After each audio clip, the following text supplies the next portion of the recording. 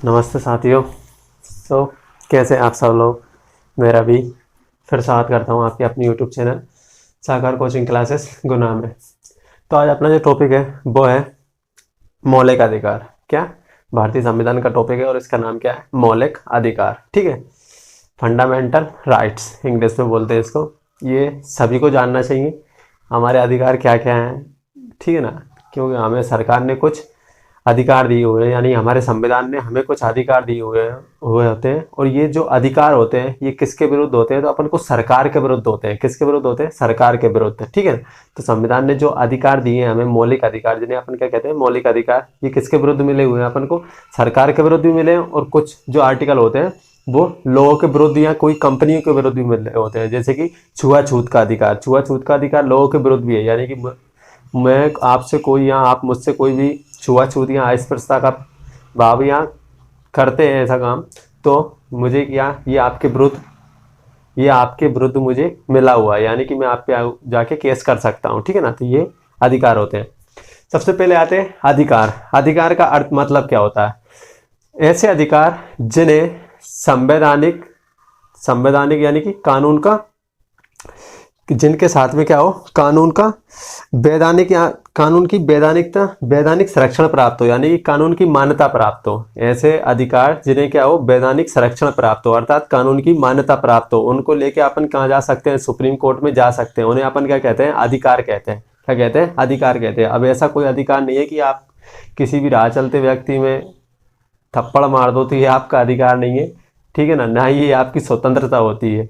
ठीक है, तो ऐसे अधिकार जिन्हें क्या हो? वैधानिक संरक्षण प्राप्त हो, उन्हें अपन क्या कहते हैं? अधिकार कहते हैं। क्या कहते हैं? अधिकार कहते हैं। ठीक है, जो अधिकार की, जो मौलिक अधिकारों की जो अवधारणा है वो भारत में अमेरिका के संविधान से ली गई है। कहाँ से ली गई है? तो अमेरिकी संविधान से ली गई है।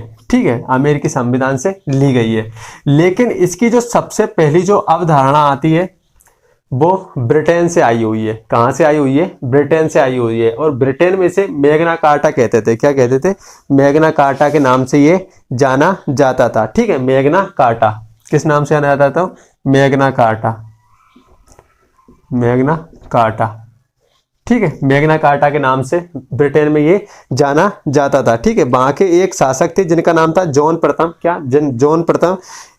जॉन प्रथम ने 1215 ईस्वी में, कब? 1215 ईस्वी में जॉन प्रथम ने, ब्रिटेन के जो शासक थे, राजतंत्रात्मक था। ठीक है ना, तब पहले तो ब्रिटेन के शासक जॉन प्रथम ने 1215 ईस्वी में वहां के नागरिकों को क्या दिए थे? कुछ अधिकार दिए थे। क्या दिए थे? कुछ मौलिक अधिकार दिए थे। उन्हीं अधिकारों को क्या कहा जाता है? तो मैग्ना कार्टा कहा गया है। उन अधिकारों को क्या नाम से जाना जाता था? तो मैग्ना कार्टा कहा जाता था। लेकिन जो भारत में जो मौलिक अधिकारों की अवधारणा ली गई है वो कहां से ली गई है? तो अमेरिकी संविधान से ली गई है। ठीक है, जो मौलिक अधिकार है ये भारत के भाग 3 में स्थित है। कहां पे स्थित है? तो भाग 3 में अनुच्छेद 12 से लेकर 35 तक क्या है? हमारे यहाँ पर हमारे संविधान में मौलिक अधिकारों का वर्णन किया गया है। किसमें? भाग 3 अनुच्छेद 12 से 35 तक। ठीक है, तो जो मैग्ना कार्टा, यदि आपसे क्वेश्चन पूछा जाए कि भारत के संविधान किस भाग को मैग्ना कार्टा कहा जाता है या किन आर्टिकलों को मैग्ना कार्टा कहा जाता है, तो मैग्ना कार्टा भारतीय संविधान के आर्टिकल 12 से लेके 15 तक, 12 से लेके 35 तक, और भाग 3 को क्या कहा जाता है? तो भारत का मतलब मैग्ना कार्टा कहा जाता है। क्या कहा जाता है? Magna carta. क्योंकि मैग्ना कार्टा भी किससे संबंधित है? तो अधिकारों से संबंधित है। किससे? अधिकारों से। और अधिकारों से संबंधित कहाँ पे वर्णन मिलता है? हमारे यहाँ संविधान में। तो भाग 3 में और अनुच्छेद 12 से लेके 35 तक क्या मिलता है? मौलिक अधिकारों का वर्णन मिलता है। इसीलिए अपन इसे मैग्ना कार्टा भी कह सकते हैं। क्या कह सकते हैं? मैग्ना कार्टा भी कह सकते हैं। ठीक है, जब हमारा संविधान लागू हुआ, ठीक है, जब हमारा संविधान लागू हुआ तो हमें कुल 7 तरह के मौलिक अधिकार प्राप्त थे। कितने? 7 तरह के मौलिक अधिकार प्राप्त थे। कौन कौन से थे? तो समता का अधिकार यानी कि समानता का अधिकार, स्वतंत्रता का अधिकार, शोषण के विरुद्ध अधिकार, धार्मिक स्वतंत्रता का अधिकार, सांस्कृतिक एवं शैक्षणिक अधिकार, सैद्धांतिक क्या, संवैधानिक उपचारों का अधिकार, क्या, संवैधानिक उपचारों का अधिकार। और इसके अलावा एक और था जिसका नाम क्या था, संपत्ति का अधिकार। क्या था, संपत्ति का अधिकार। तो संपत्ति के अधिकार को 44वें संविधान संशोधन, यानी कि 44वें संविधान संशोधन के माध्यम से, 44वें संविधान संशोधन कब हुआ था, तो 1978 में हुआ था। ठीक है, तो 44वें संविधान संशोधन अधिनियम के माध्यम से संपत्ति के अधिकार को हटा दिया गया। क्या कर दिया गया, इसे मौलिक अधिकारों में से हटा के क्या डाल दिया, विधि यानी कि कानूनी आर्टिकल में ही डाल दिया गया, यानी कि कानून में जो आर्टिकल होते हैं ना उन्हीं में डाल दिया गया। इसमें से 44वें संविधान संशोधन के माध्यम से इसे हटा दिया गया। और कहाँ लिख दिया गया इसे, 300A कहाँ डाल दिया गया, तो आर्टिकल 300A, इसे कानूनी अधिकारों में रख दिया। कानूनी अधिकार और मौलिक अधिकार में क्या फर्क होता है, तो कानूनी अधिकार और मौलिक अधिकार में फर्क इतना सा होता है, मतलब फर्क तो रहता है, लेकिन मैं एक मोटा अंतर बता दूं कि मौलिक अधिकारों के संदर्भ में सुप्रीम कोर्ट रीटे जारी कर सकता है। क्या कर सकता है, मौलिक अधिकारों के संदर्भ में सुप्रीम कोर्ट क्या कर सकता है, रीटे जारी कर सकता है। सुप्रीम कोर्ट में तो आप इसे लेकर भी जा सकते हो, आर्टिकल 300A के माध्यम से भी सुप्रीम कोर्ट में जा सकते हो, लेकिन इनके लिए सुप्रीम कोर्ट रीटे जारी नहीं करता। ठीक है ना, रीटे क्या होती है, जब अपन ये न्यायपालिका पढ़ेंगे तब मैं बताऊंगा। ठीक है, तो इसे कब हटाया गया था, तो 44वें संविधान संशोधन के माध्यम से। ठीक है, आपको याद रखना है कि संपत्ति का अधिकार भारत में कब हटाया गया था, तो 44वें संविधान संशोधन अधिनियम 1978 के माध्यम से इसे मौलिक अधिकारों की श्रेणी से हटा दिया गया तथा कानूनी विधि या विधि कानून में इसे क्या डाल दिया गया किसके माध्यम से, आर्टिकल 300A के माध्यम से इसे रख दिया गया। ठीक है, अब इसे क्या कर दिया गया था, मौलिक अधिकारों में से इसे हटा दिया गया। तो अब हमारे पास कितने मौलिक अधिकार बचे, 6। तो हमारे पास वर्तमान में कितने मौलिक अधिकार है, तो 6 मौलिक अधिकार है, और उन्हीं 6 मौलिक अधिकारों को हमें पढ़ना है। ठीक है, तो 6 मौलिक अधिकार। तो आइए स्टार्ट करते हैं, कौन कौन से है, तो समता का अधिकार, ठीक है, समता या समानता का अधिकार कहाँ से कहाँ तक मिलता है इसका वर्णन, तो आर्टिकल 14 से लेके आर्टिकल 18 तक इसका वर्णन मिलता है। ठीक है, इसके बाद आते हैं स्वतंत्रता का अधिकार। स्वतंत्रता के अधिकार का जो वर्णन है वो है आर्टिकल 19 से 22 तक। ठीक है, इसके बाद आते हैं शोषण के विरुद्ध अधिकार। शोषण के विरुद्ध अधिकार का वर्णन कहाँ किया गया है, तो आर्टिकल 23 से 24 के बीच में किया गया है। ठीक है, इसके बाद आते हैं धार्मिक स्वतंत्रता का अधिकार, 25 से 28 के बीच में किया गया है। फिर आता है सांस्कृतिक व शैक्षणिक अधिकार, इसके माध्यम से क्या कहा गया है, इसका वर्णन कहाँ किया गया है, तो आर्टिकल 29 एवं 30 में किया गया है। फिर आते हैं छठा कौन सा है, तो संवैधानिक उपचारों का अधिकार, ये कौन सा है, तो आर्टिकल 32 में इसका वर्णन मिलता है। ठीक है, यही क्रम है और इसी क्रम को आपको याद रखना है। कौन कौन से है, तो समता का अधिकार 14 से 18, स्वतंत्रता का अधिकार 19 से 22, शोषण के विरुद्ध अधिकार 23 से 24, धार्मिक स्वतंत्रता का अधिकार 25 से 28, सांस्कृतिक व शैक्षणिक अधिकार 29 से 30 और संवैधानिक उपचारों का अधिकार आर्टिकल 32 में मिलता है। जैसे आर्टिकल 32 को भीमराव अंबेडकर ने संविधान की आत्मा भी कहा है। क्या कहा है, संविधान की आत्मा भी कहा है। ठीक है, इसके बाद आते हैं, सबसे पहले डालते हैं अपन समानता का अधिकार। कौन सा, समानता का अधिकार, समानता या समता का अधिकार। ठीक है, समानता या समता यानी कि हमारा जो समता का अधिकार है वो क्या करता है, हम सभी को समान करता है। क्या कर सकता है, हम सभी एक लोग समान है, कोई भेदभाव नहीं, किसी के सामने कोई भी ऊंचा या नीचा, बड़ा या छोटा नहीं होता। ठीक है, तो समता के अधिकार का वर्णन कहां से कहां तक दिया गया है, तो आर्टिकल 14 से लेके 18 तक। ठीक है, तो आर्टिकल 14 सबसे पहले देखते हैं। आर्टिकल 14 में क्या कहा गया कि विधि एवं कानून के समक्ष समानता, यानी कि राजा हो या फकीर, राजा हो या रंग जो भी हो, राजा हो चाहे फकीर हो, आम आदमी हो चाहे बड़ा आदमी हो, कोई बिजनेसमैन हो, वो सब कानून के समान क्या है, एक समान है। क्या, कानून के समक्ष वो क्या है, एक समान है, यानी कि कानून किसी छोटे या बड़े को देखकर कोई भेदभाव नहीं करेगा। ठीक है, तो आर्टिकल 14 के माध्यम से क्या कहा गया है, विधि अर्थात कानून के समान सभी लोग क्या है, इक्वल है, यानी कि बराबर है, कोई भी बड़ा या छोटा नहीं होता, ना ही कोई कानून से बड़ा होता है। ठीक है, तो कानून के समक्ष समानता की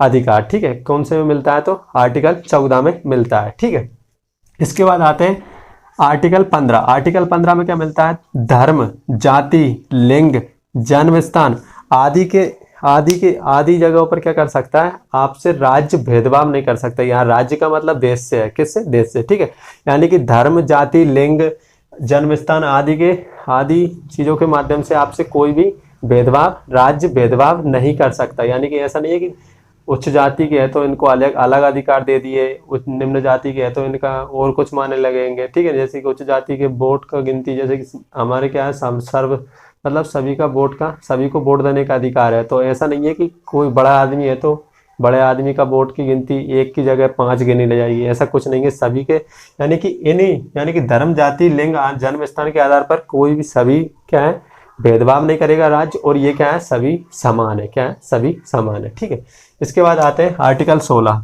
आर्टिकल 16 में क्या है, लोक नियोजन में अफसर की समानता, यानी कि सरकारी नौकरियों में सभी को समान अफसर की प्रदान।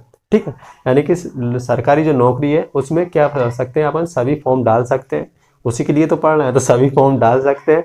और क्या है, सभी को समान अवसर की स्वतंत्रता है। ठीक है, तो समान अवसर प्रदान किए जाते हैं। ठीक है, अवसर की समानता के लोक नियोजन करते थे सरकारी नौकरियों में। ठीक है, तो लोक नियोजन में अवसर की समानता। इसके बाद आते हैं आर्टिकल 17।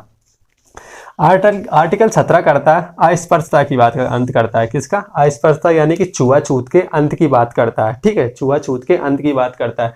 तो छुआछूत के अंत की बात कौन सा आर्टिकल करता है, तो आर्टिकल 17 करता है। ये हमें राज्य के विरुद्ध तो प्राप्त है ही सही, साथ ही साथ किसके विरुद्ध भी प्राप्त है, लोगों के विरुद्ध भी प्राप्त है। यानी कि आपसे कोई व्यक्ति ऊंच नीच का भेदभाव कर रहा है या छुआछूत के भेदभाव कर रहा है, तो आप उसके खिलाफ जाके कहाँ कंप्लेंट कर सकते हैं, पुलिस में जाके कंप्लेंट कर सकते हैं। ठीक है, तो ये हमें सरकार के साथ साथ लोगों के विरुद्ध भी अधिकार ये प्राप्त होता है। कौन सा, तो आर्टिकल 17। ठीक है, तो आपको ये ऐसे क्वेश्चन आ सकता है कि हमें लोगों के विरुद्ध या किसी प्राइवेट कंपनियों के विरुद्ध या लोगों के विरुद्ध कौन सा आर्टिकल प्राप्त है। ठीक है, कौन सा मौलिक अधिकार प्राप्त है, तो आपको कौन सा है, तो अस्पृश्यता का अंत, यानी कि छुआछूत का अंत, यानी कि आर्टिकल 17 प्राप्त है। ठीक है, इसके माध्यम से आप किसी भी व्यक्ति के को लेके कोर्ट में जाके जा सकते हैं। ठीक है, कोर्ट में लेके। इसके बाद है उपाधियों का अंत। आर्टिकल 18 में क्या किया गया है, उपाधियों का अंत की बात कही गई है। यानी कि राजा, महाराजा, जो भी कोई भी व्यक्ति हो, केवल शैक्षणिक और जो सैन्य उपाधियां हैं, शैक्षणिक और सैन्य उपाधियों को छोड़कर बाकी सभी उपाधियों का क्या कर दिया गया, अंत कर दिया गया। क्या कर दिया गया, अंत कर दिया गया। जैसे कि कर्नल, अब कर्नल क्या है, उसकी उपाधि है। जैसे कि डॉक्टर है, तो डॉक्टर आगे क्या लेकर रहता है, डॉक्टर लेकर रहता है। तो इन उपाधियों का अंत नहीं किया गया है, इन उपाधियों को मान्यता प्राप्त है। जैसे कि पद्म भूषण, इनके जैसे कि जो भारत रत्न दिए जाते हैं, इनकी ये उपाधियां मान्य होंगी। लेकिन कोई राजा लगा रहा है, कोई महाराजा लगा रहा है, ये उपाधियों को क्या कर दिया गया है, अंत कर दिया गया है। तो उपाधियों का अंत किस में मिलता है, तो आर्टिकल 18 में इसका वर्णन दिया गया है। अगर आपसे कोई राजा महाराजा कहने के लिए कहे तो बोल देना कि आर्टिकल 18 पढ़ लेना, उसके बाद बुलवाना। ठीक है, आर्टिकल 18 पढ़ने के बाद ही बोलना। तो उपाधियों को क्या कर दिया गया, आर्टिकल 18 के माध्यम से उपाधियों का अंत कर दिया गया। यानी कि अब कोई राजा महाराजा नहीं है, सब एक समान है, लोकतंत्र है। इसके बाद आते हैं स्वतंत्रता का अधिकार। कौन सा, स्वतंत्रता का अधिकार। स्वतंत्रता का अधिकार का जो वर्णन मिलता है वो हमें मिलता है आर्टिकल 19 से लेके आर्टिकल 22 तक। कहाँ तक मिलता है, तो आर्टिकल 19 से लेके आर्टिकल 22 तक क्या मिलता है, स्वतंत्रता के अधिकार का वर्णन मिलता है। ठीक है, स्वतंत्रता ऐसी नहीं किसी में आप किसी का मर्डर कर दो, बोल दो कि ये मेरी स्वतंत्रता है, ऐसा कुछ नहीं है। ठीक है ना, नहीं तो ऐसा करने लग जाओ। तो 19, आर्टिकल 19, आर्टिकल 19 में बताया गया कि अभिव्यक्ति की स्वतंत्रता। अभिव्यक्ति यानी कि अपने कुछ मन में भाव आ रहे हैं, कुछ विचार आ रहे हैं, अच्छे विचार आ रहे हैं, तो उन्हें व्यक्त करने की स्वतंत्रता है। क्या, उन्हें व्यक्त यानी कि लोगों के सामने रखने की स्वतंत्रता है। ठीक है, अभिव्यक्ति की आजादी का मतलब होता है अपने अंदर जो भाव प्रकट हो रहे हैं किसी चीज को, विशेष रूप से मतलब किसी साइंस का लेके, कोई भी आपके अंदर में कोई भी राजनीति से लेके कोई भी चीज उत्पन्न हो रही है तो उसे आप व्यक्त कर सकते हैं। ठीक है, इस पे कोई रोक नहीं है। ठीक है, तो इसे क्या कहते हैं अपन, अभिव्यक्ति की स्वतंत्रता कहते हैं। और अभिव्यक्ति की स्वतंत्रता के अंदर इसको कितने भागों में डिवाइड कर दिया गया है, 6। इसमें 6 प्रकार के अधिकार दिए गए हैं अपन को। कितने, अभिव्यक्ति की स्वतंत्रता के अंतर्गत हमें कितने प्रकार के अधिकार दिए गए, तो 6 प्रकार के अधिकार दिए गए। ठीक है, तो इसको लिखेंगे ऐसे, आर्टिकल 19 क्लोज 1, क्या कहते हैं इसे, आर्टिकल 19 क्लोज 1। ठीक है, आर्टिकल 19 खंड 1। ठीक है, और खंड 1 तो बोलने की स्वतंत्रता क्या है, तो आर्टिकल 19(1) के माध्यम से बताया गया है कि कोई व्यक्ति को बोलने की फुल आज़ादी है। क्या है, कहीं भी बोलने की फुल आज़ादी है। ठीक है, यहाँ तक बताया गया है कि Maneka Gandhi versus Indian union case था कोई, मेनका गांधी जरूर थी, उनका इंडियन यूनियन केस था, उनके माध्यम उन्होंने उस केस के हवाले से सुप्रीम कोर्ट ने कहा था कि कोई व्यक्ति यदि विदेश में जाके भी अपनी विदेश में जाके भी कोई बोलता है, यानी कि बोलने की स्वतंत्रता उसको विदेश में भी रहेगी, यानी कि उसके जो मौलिक अधिकार है विदेश में भी लागू होते हैं। भारत के मौलिक अधिकार भारत के लिए,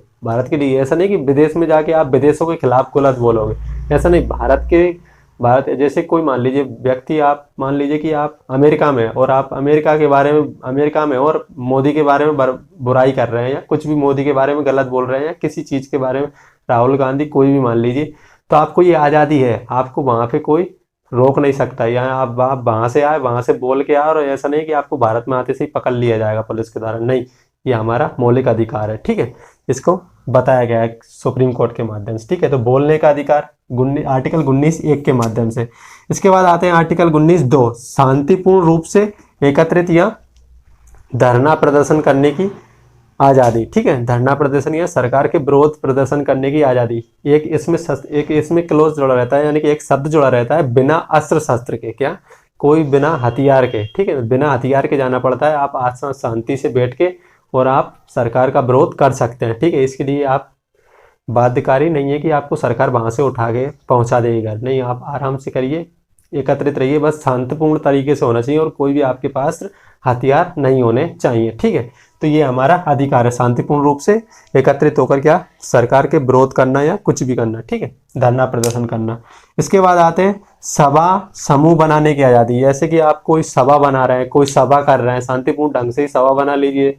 समूह बनाने की आज़ादी है आपको, कोई भी आप अगर समूह बनाना चाहते हैं तो समूह भी बना सकते हैं। ये किसके माध्यम से कहा गया है, तो आर्टिकल 19(3) के माध्यम से कहा गया है। इसके बाद आते हैं आर्टिकल 19(4), भारत में आवागमन की आज़ादी। भारत में आवागमन की आज़ादी, यानी कि भारत में आप कहीं भी आ जा सकते हैं, ठीक है ना, कहीं भी आ जा सकते हैं, ठीक है। इसे क्या कह सकते हैं अपन, भारत में आवागमन की आज़ादी। लेकिन एक बात याद रखना, इन सब पर राज्य विषम परिस्थितियों में रोक लगा सकता है। क्या, राज्य विशेष परिस्थितियों में क्या लगा सकता है, रोक लगा सकता है। ऐसा नहीं कि आप आवागमन की छूट दे दी तो आप कहीं भी जाके घूमने लग जाएंगे, ऐसा कुछ नहीं है। जहाँ पे सरकार ने मना कर रखी है आप नहीं जा सकते, ठीक है ना। तो इनको ऐसा नहीं है कि आपको आज़ादी है तो आप कहीं भी जा सकते हैं, ऐसा कुछ नहीं है। बस हाँ, ये मौलिक अधिकार प्राप्त है, लेकिन इस पर भी सरकारें रोक लगा सकती है, ठीक है ना, राज्य रोक लगा सकता है इसके लिए। इसके बाद आते हैं आर्टिकल 5, ठीक है, 19(5), इसमें निवास की स्वतंत्रता। इसमें क्या है, निवास की स्वतंत्रता, यानी कि आप भारत में कहीं पे भी जाके रह सकते हैं, कहीं पे भी निवास कर सकते हैं, जहां आपका मन पड़े वहां रह सकते हैं। इससे पहले क्या था कि ये जो आर्टिकल 19 था, ये निवास के संबंध में एक अपवाद था जम्मू कश्मीर की। आप जम्मू कश्मीर में कोई भी प्रॉपर्टी नहीं खरीद सकते, क्योंकि वहां पे आर्टिकल 70 लगा हुआ था। लेकिन अब ऐसा कुछ नहीं है, क्योंकि जम्मू कश्मीर भी क्या बना दिया गया है, केंद्र शासित प्रदेश बना दिया गया है, यानी कि आर्टिकल 70 को हटा दिया गया है। तो आप वहाँ पे भी जाके अपनी प्रॉपर्टी खरीद सकते हैं और रह सकते हैं, कोई दिक्कत नहीं है, ठीक है। इसके बाद आते हैं आजीविका। आजीविका यानी कि व्यवसाय या रोजगार, यानी कि आप भारत में कहीं भी जाकर आजीविका या रोजगार या व्यवसाय कर सकते हैं, ठीक है। तो ये किसके माध्यम से गया है, आर्टिकल 19(6) के माध्यम से क्या बताया गया है, आजीविका या रोजगार के अवसर, यानी कि आप भारत में कहीं पे भी जाकर रोजगार या व्यवसाय कर सकते हैं, ठीक है। 19(1) के माध्यम से बोलने की आज़ादी दे दी गई। 19(2) के माध्यम से शांतिपूर्ण रूप से एकत्रित होकर धरना प्रदर्शन या सरकार का विरोध करने की आज़ादी दे दी गई। 3 में क्या दे दिया गया, सभा समूह बनाने की आज़ादी दे दी गई। 4 में क्या दे दिया गया, भारत में कहीं भी आप जाके घूम सकते हैं, इसके लिए आपको कोई बाध्यकारी नहीं है। लेकिन कुछ जगह अगर मना कर रखी है सरकार ने तो आप वहाँ नहीं जा सकते। 5 में क्या बताया गया, निवास की स्वतंत्रता, आप कहीं भी रह सकते हैं जहां आपका मन पड़े। पहले क्या रह सकते, पहले कहा था कि मतलब जम्मू कश्मीर में नहीं रह सकते थे, लेकिन ये अब बात था, लेकिन अब वो भी हट चुका है, आप जम्मू कश्मीर में भी जाके रह सकते हैं। 6 के माध्यम से बताया गया आजीविका या रोजगार, यानी कि रोजगार, यानी कि आप कहीं भी जाके व्यवसाय कर सकते हैं, ठीक है, या रोजगार प्राप्त कर सकते हैं, रोजगार कर सकते हैं।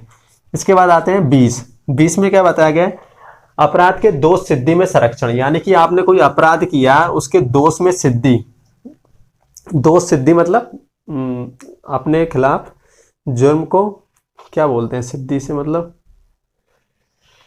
सिद्ध करना, समझ रहे होंगे, सिद्ध करना, ठीक है ना। तो सिद्ध करने में संरक्षण दिया जाता है, ठीक है, अपराध के समक्ष।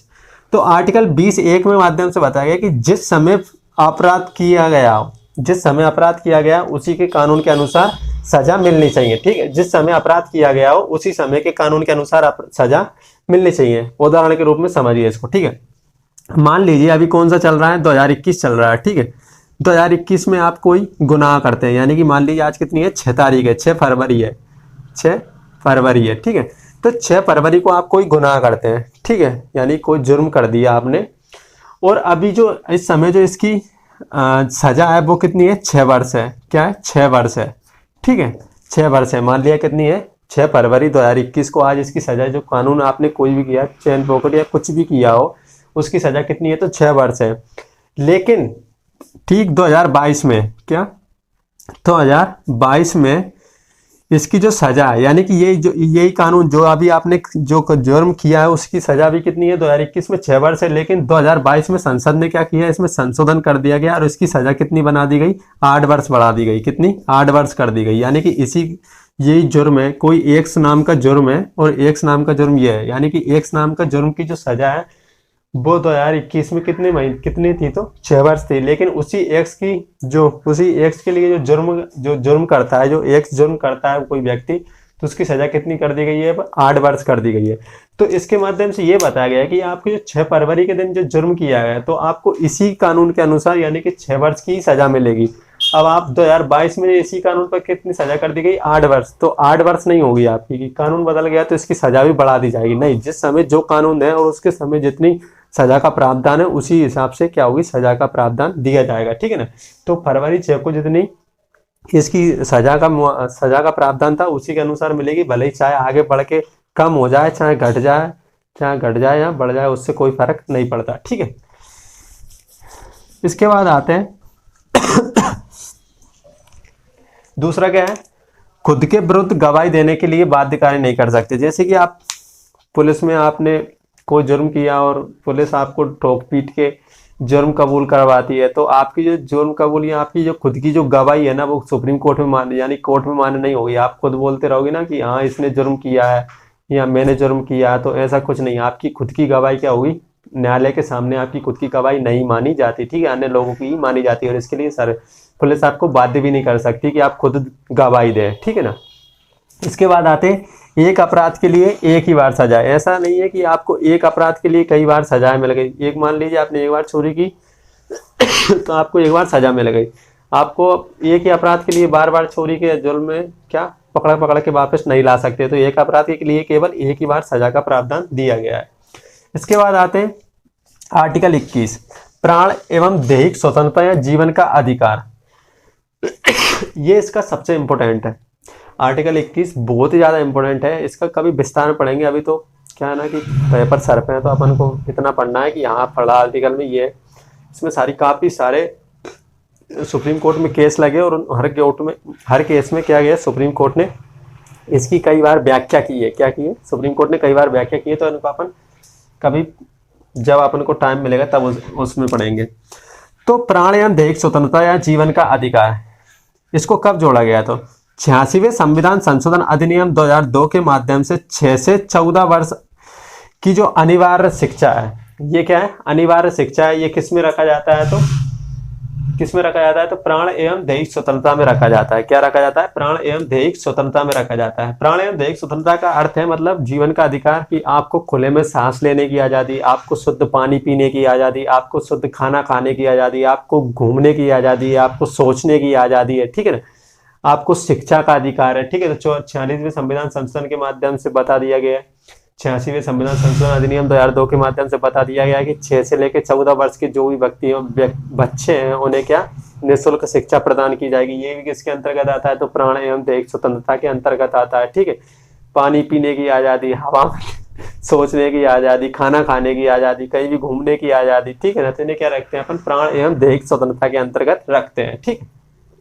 इसके बाद आते हैं आर्टिकल 22। कौन सा? आर्टिकल 22। इसमें दिया गया है कि गिरफ्तारी के संबंध में अधिकार। इसमें क्या है, जब आपको पुलिस गिरफ्तार करने आएगी तो उसके संबंधित आपको कुछ अधिकार दिए गए हैं, ठीक है ना, कि आप कौन कौन से अधिकार उसके संबंध में रख सकते हैं, यानी कि रखते हैं, ठीक है। तो पहला है कारण, पुलिस आपको पकड़ने क्यों आई है, इसका कारण आपको पूछने का अधिकार है पुलिस से, कि पुलिस आपको पकड़ने आई है, गिरफ्तारी करने आई है और आपने पूछा कि भैया वजह बताओ किस कारण से पकड़ने आए हो, तो पुलिस इसकी वजह बताने का अधिकार है अपने पास, यानी कि पुलिस से कारण पूछने का अधिकार है। ठीक है।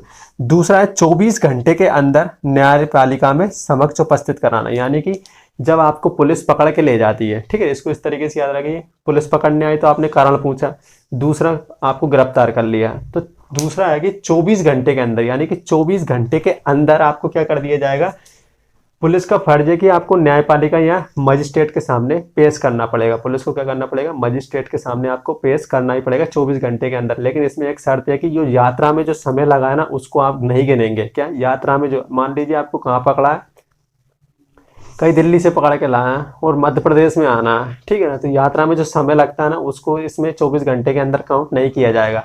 और एक परिस्थिति ये भी होती है कि यदि मान लीजिए शनिवार है आज और 24 घंटे कल तक होने हैं आपको, और शाम को आज लेके आया कोर्ट बंद हो गया, तो कल संडे है तो कल तो कोर्ट बंद रहेगा, तो छुट्टी के अवसर पर भी जो छुट्टी का समय रहता है उसको भी किसमें, इसमें ऐड नहीं किया जाएगा। ठीक है, तो 24 घंटे के अंदर क्या रहना है, न्यायपालिका के सामने अपराधी को उपस्थित करवाना होता है। ठीक है। इसके बाद आते हैं मनपसंद कानूनी सलाह ले सकता है, यानी कि मनपसंद अपना कोई भी मनपसंद वकील अपन अपनी मर्जी से कर सकते हैं, जो कि अपना पक्ष रखेगा न्यायालय में जाके। ठीक है, अपने मनपसंद यानी कि अपने वकील रखने का अपन को अधिकार है, मनपसंद वकील जो भी आप चाहो वो रख सकते हो। ठीक है, तो ये था आर्टिकल 22। ठीक है, गिरफ्तारी के संबंध में जानकारी। इसके संबंध में जब आपको पुलिस पकड़ने आती है तो पुलिस आपका टाइम, किस समय में पकड़ा, टाइम डेट सब नोट करती है। ठीक है ना, मिनट तक नोट करती है, कितने बज के कितने मिनट पे इसको अरेस्ट किया गया था। ठीक है, तो गिरफ्तारी के संबंध में अधिकार प्राप्त दिए गए हैं। तो आज के लिए इतना ही, मिलते हैं अगले वीडियो में। कैसा लगा कमेंट करके जरूर बताएं, चैनल को सब्सक्राइब करें, नए हो तो शेयर ज़्यादा से ज़्यादा करें। Thank you so much.